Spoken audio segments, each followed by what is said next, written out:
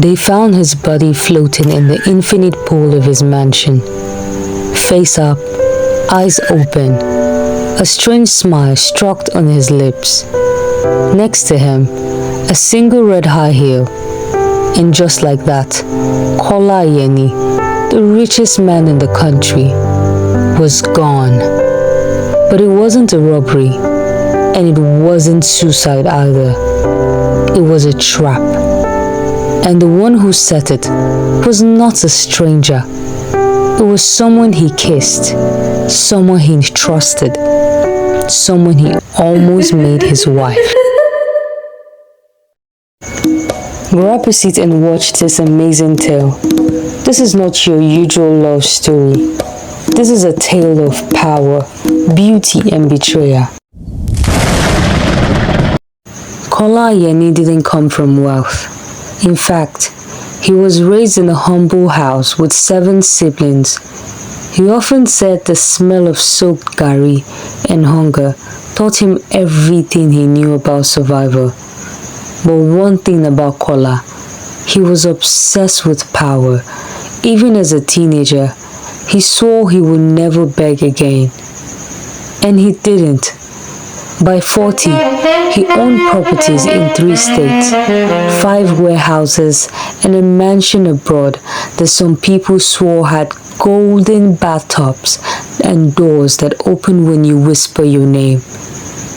But with money came madness. Kola wasn't married.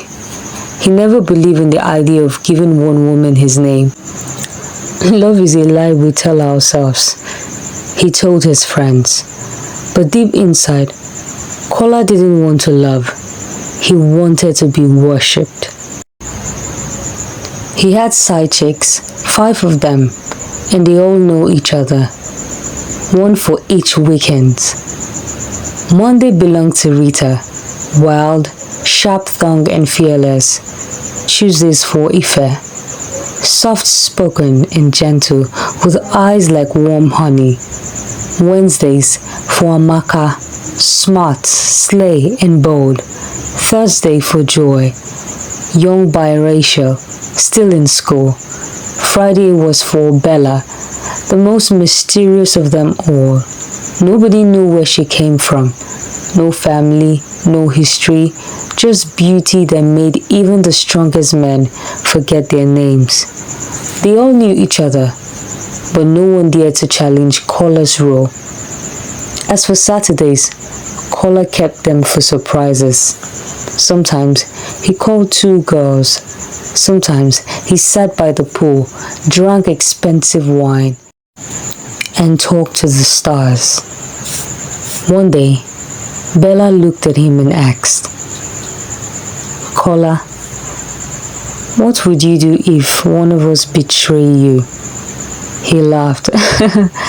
"You girls love me too much to try that."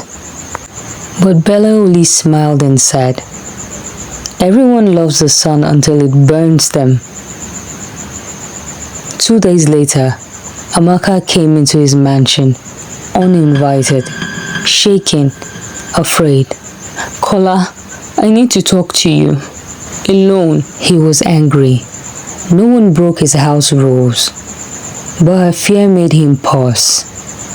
"It's Bella," she said. "She's not what or who you think she is. I saw her talking to one of those Ojodu boys. The same gangs that eliminate rich men in a blink of an eye. She gave them money. She said you were next." Kola's heart began to race. Those gang of boys were known as ghosts because of how clean they carry out their operation without a trace, no blood, no noise. And if Bella was walking with them, Kola was already in danger.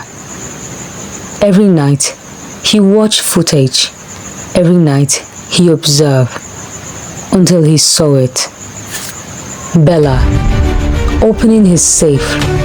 She didn't steal anything, but she took pictures, land papers, contracts, letters no one was ever supposed to see. And the code she used, 1998, His mother's death year. How did she know? Kola sat in the dark that night, heart heavy, eyes wide. He distanced himself from the girls. He stopped going out. People gossiped, but Kola never cared. He was watching, waiting. Then, a month later, Amaka visited him wearing a black sleek gown that hugged her tightly. She brought wine. Imported, she said. Let's toast to everything we've shared. They sat by the pool, ate grilled fish, talked. She poured 2 glasses. They clinched. He drank. She drank. 5 minutes later, Kola started coughing. First, softly, then hard. He dropped to the ground. Kola! Kola! Amaka screamed, pretending to panic. He twitched one more and went still. Amaka stood over him, smiling. Goodbye, Billionaire. But just as she turned to walk away, flash. The lights came on. 3 armed guards stepped out. Amaka froze. Kola sat up, wiped his mouth, smiled. Then he said, You really thought I didn't know? Bella may be after my money, but she could never do what she just did. You use her to cover your own plan. Amaka stood still and then laughed, slow and strange. You're smart, she said, but not smart enough. She let them cuff her hands, but as she walked past him, she whispered a name into his ears that made him terrified. Segun. Kola's heart stopped for a second. Segun, his childhood friend, the boy he sold bread with on the street, the one he betrayed when money came. He knew the secret to Kola's wealth, especially the one hidden in his mansion. Kola ran downstairs to his secret room, opened his briefcase. Inside, the documents were gone. The documents that held the truth about what happened 7 years ago, how 2 men disappeared, and how Kola paid to cover it all. He called his lawyers, no answer. He called his assistant, switched off. Then, a message came in from a hidden number, saying, Watch out. 3 days later, neighbors heard loud jazz playing from his mansion, but no one saw Kola leave or come back. The next morning, the gates were wide open, and in the pool laid Kola Ayeni, floating, still, lifeless. There was no blood, no bruises, just a red high heel beside him.